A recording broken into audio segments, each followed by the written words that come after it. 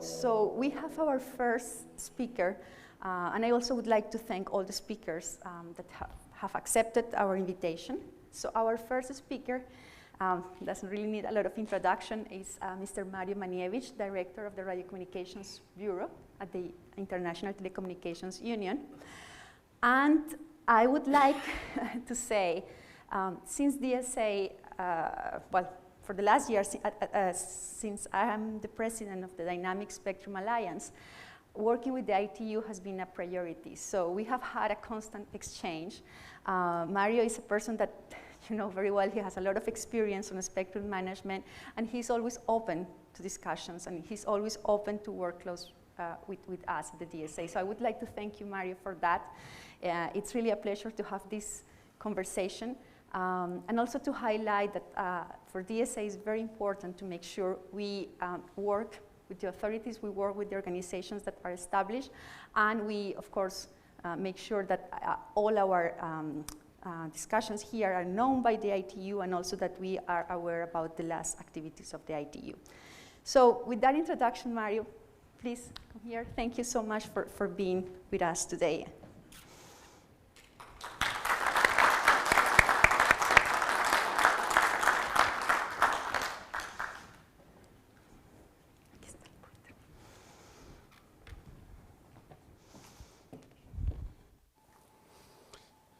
Good morning, everyone. Thank you very much, Marta, for the invitation and for your kind words. Let me say on my side that it's been a pleasure for me to see how DSA has changed its approach since the one that they had at the very beginning. And that's also why I'm so supportive of your activities and open to dialogue. I mean, I feel that that what you are doing now is very constructive and trying to bring to the ecosystem new solutions, innovative solutions for spectrum sharing, and that they are going by observing, let's say, the international framework that is established, which is very good. So I will continue supporting that. I think this started with Kalpak when he took over, and he's here, so a little recognition to him that he started this change, and Martha really just pushed on the accelerator for that. I really appreciate that, and it's been a pleasure to be here for the last summits, and I count to continue to support you in your endeavors in the future. So, what could be the topic of my presentation? So I thought, I was thinking what I could talk to you about, that you would not be listening throughout the 3 days that you'll be here, at least the regulators. And I thought it was good to go a bit back to basics and to share with you the basics of spectrum sharing. Why are we talking so much about spectrum sharing? And what it implies. As everything in life, it's a trade-off of things, and it's obviously very important for regulators. And as much as I heard yesterday, some of you are very concerned about these issues, and some of you are not technical oriented. So I thought it was good to go a bit back to basics.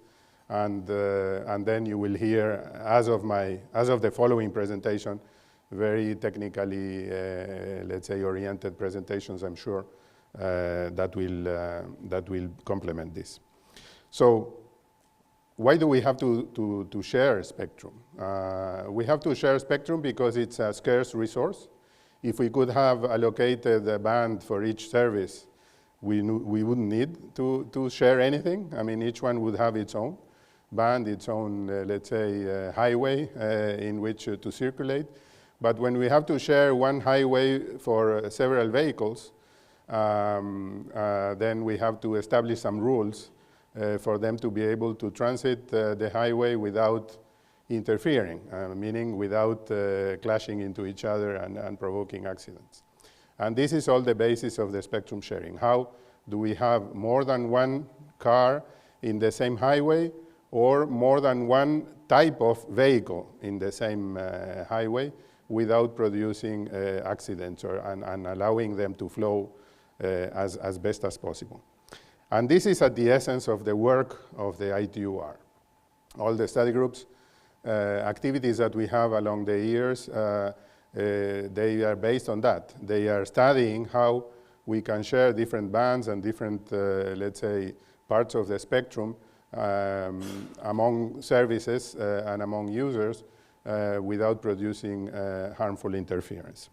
And there is an ITUR recommendation on general principles and methods for sharing between radio communication services or between radio stations that says, and I quote, "Spectrum sharing holds the potential for increasing the efficiency and effectiveness of spectrum use." So today that we talk so much about the effective use of spectrum and more efficient use of spectrum, that means more sharing. And that's why sharing is coming to the table every time.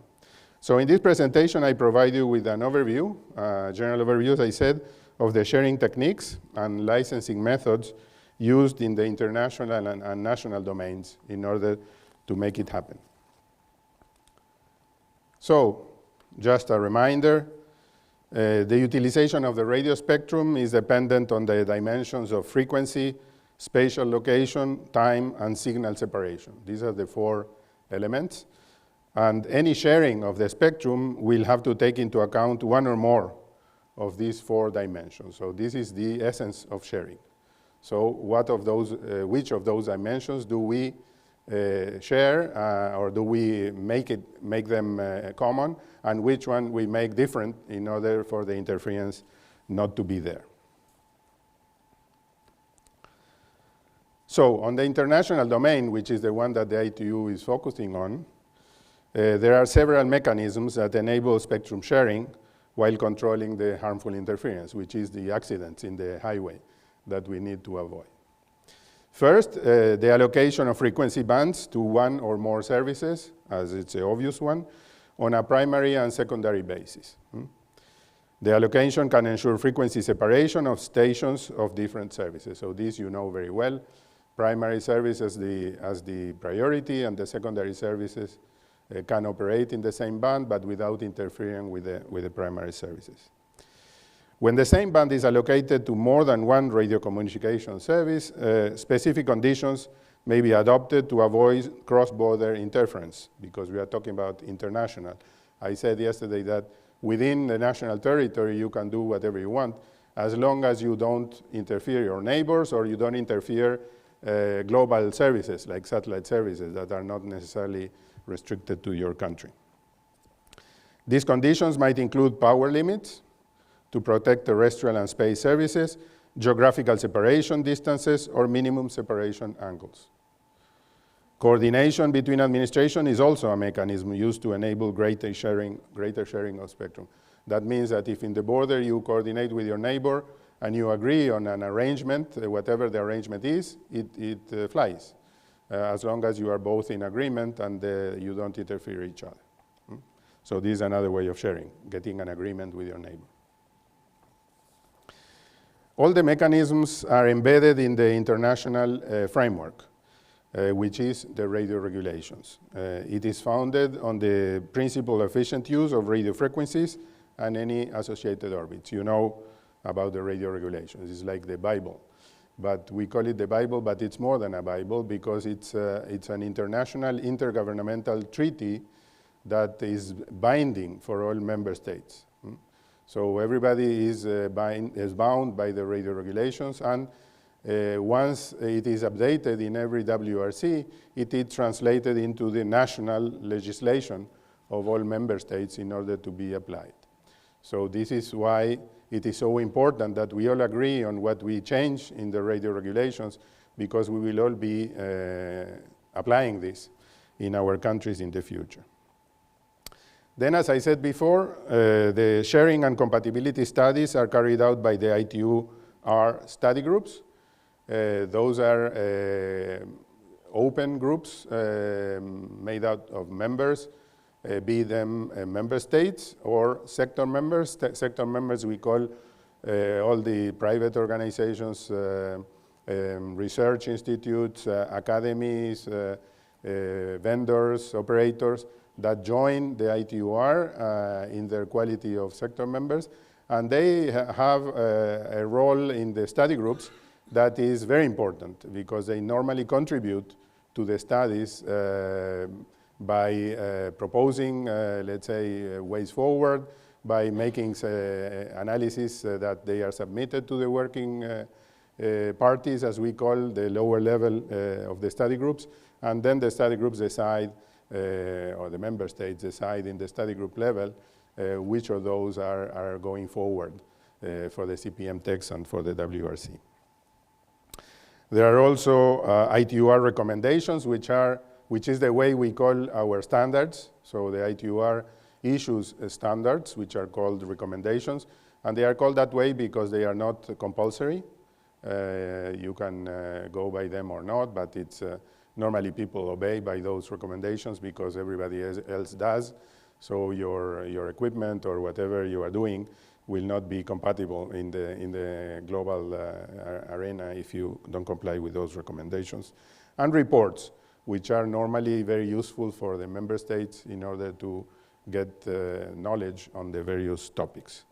They are normally at the top of the state of the art of the different technologies, so they are very good reports. So I recommend you to take a look at them if you haven't done that. Regional frequency coordination and regional agreements are implemented to avoid assigning frequencies to stations which are capable of causing harmful interference to neighboring countries. So this is the level below the radio regulations, which is a kind of treaty at the regional level, like the Geneva 84 or the Rio de Janeiro one that we had, very old. Normally, recently they are not much more, let's say, relevant in the global world that we are living today, but they used to be very important. They are still in force and they are still being used. And then bilateral agreement between neighboring countries, they have also the force of an agreement.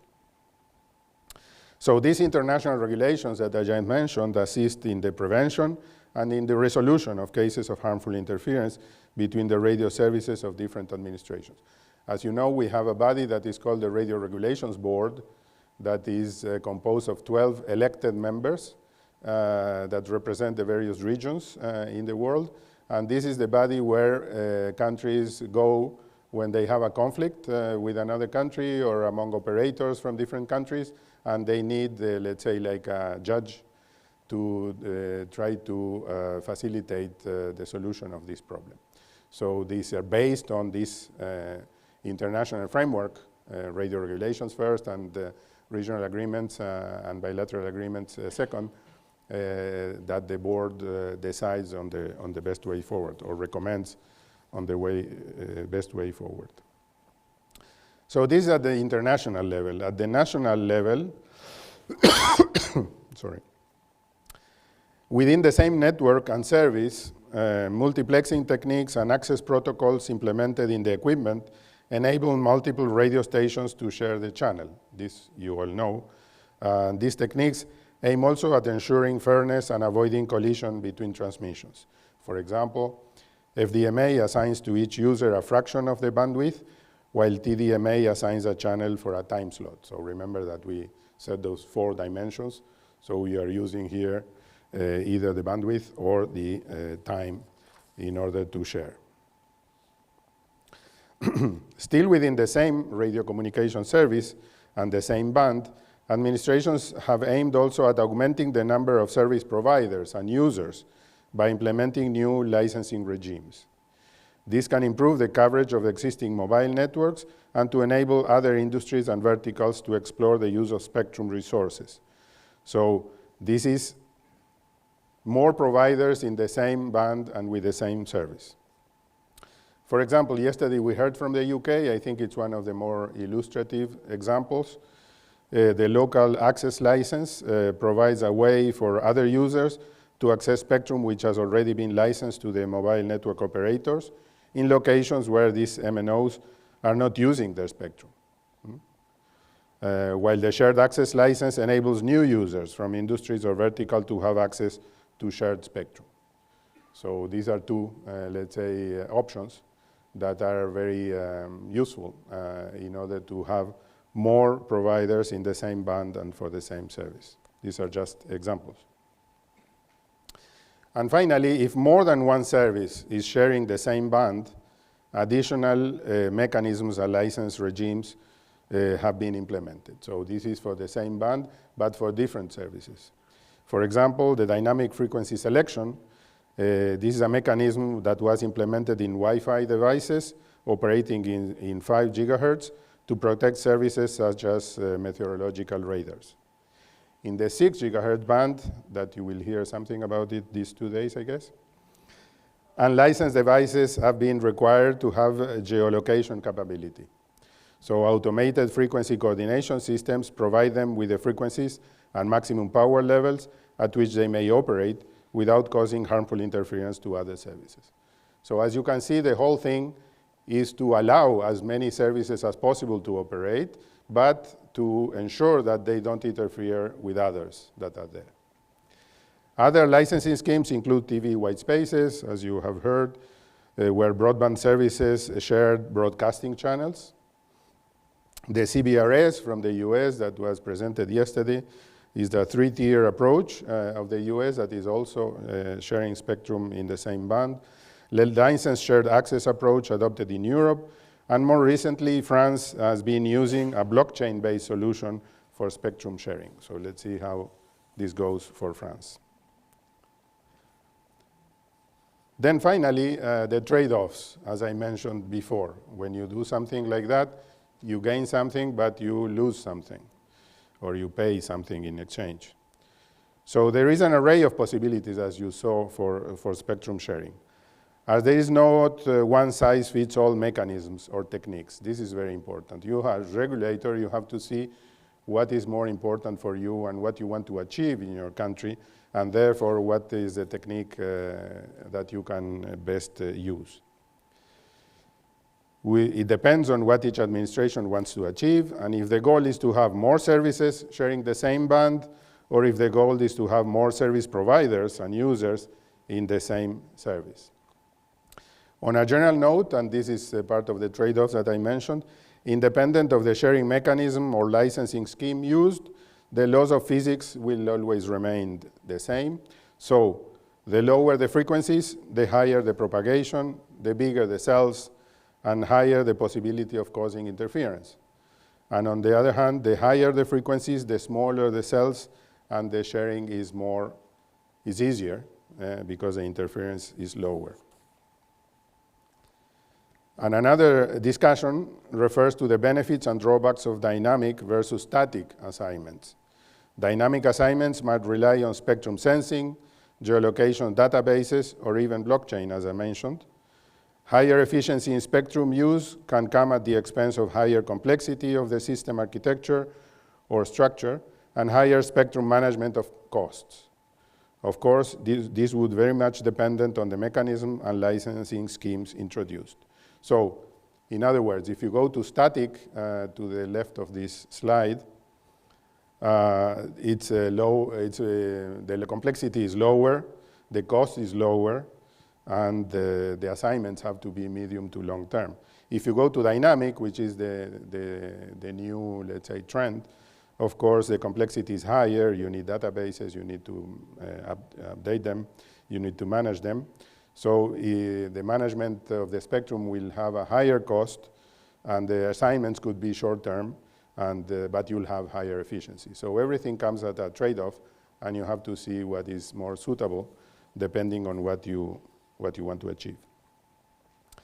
Then before I finish, I just wanted to share with you that yesterday we talked about bridging the digital divide. Spectrum sharing is one of the elements, meaning more spectrum availability is one of the elements that we need in order to bridge the digital divide, but it's far from being the only issue at stake. So if you take a closer diagnosis of developing countries, it shows that low adoption of radiocommunication services is due to the lack of basic infrastructure, to the high costs of deploying networks, to the affordability of the services and to the affordability of the devices, the lack of knowledge of the population, digital skills, or simply the lack of relevant content offered to certain groups of the population. So we have to work on all these together to solve the digital divide. So having more spectrum available, yes, of course, it's a key element, but also all these other aspects have to be taken into consideration by regulators and policymakers around the world. So before I finish, I leave you with the bibliography on this topic. If you want further information, this is a list of the ITUR publications. As I mentioned, they are done by the study groups on cognitive radio systems, software-defined radio, and spectrum sharing. So I understand the slides are going to be shared with you, so you can take a look at this list and inform yourself if you so wish. So thank you very much for your attention, and